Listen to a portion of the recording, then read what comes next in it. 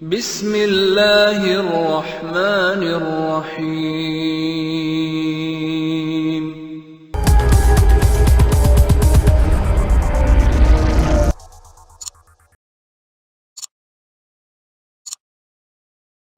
Islamic world T V کے دوستو، السلام علیکم۔ آج ہم آپ کے لیے ایک نئی ویڈیو کے ساتھ حاضر ہوئے ہیں۔ ناظرین کرام، قبض ایک ایسی بیماری ہے جس کو بیماریوں کی ماں کہا جاتا ہے۔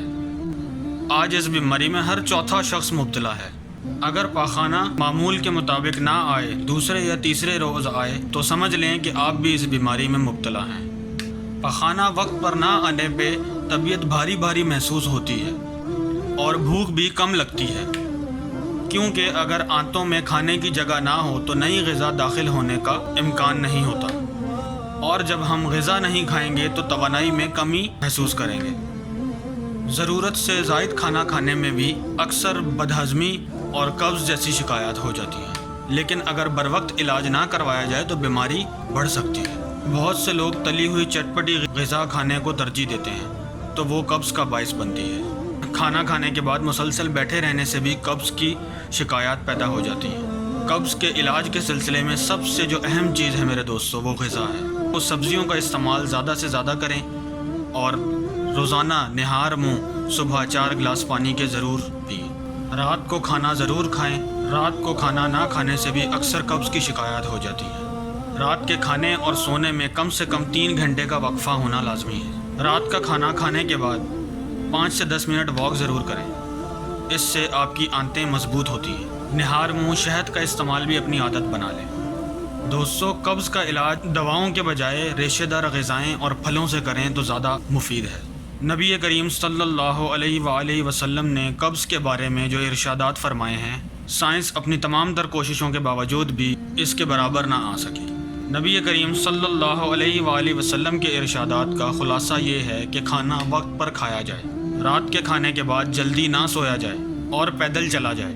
کھانے کے بعد تربوز اور خربوزہ پیٹ کو صاف کرتا ہے۔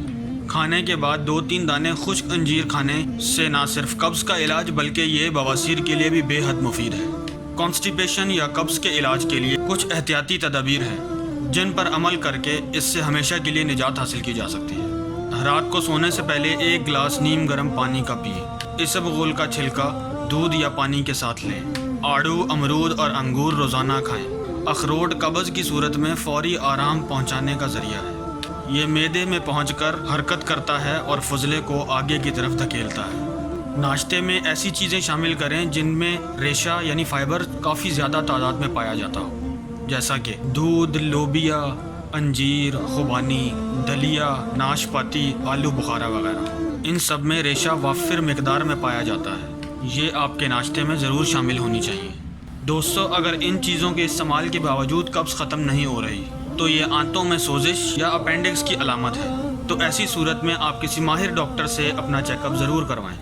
ناظرین، یہ تھیں قبض ہونے کی صورت میں کچھ احتیاطی تدابیر۔ ان پر عمل کر کے آپ قبض سے نجات حاصل کر سکتے ہیں۔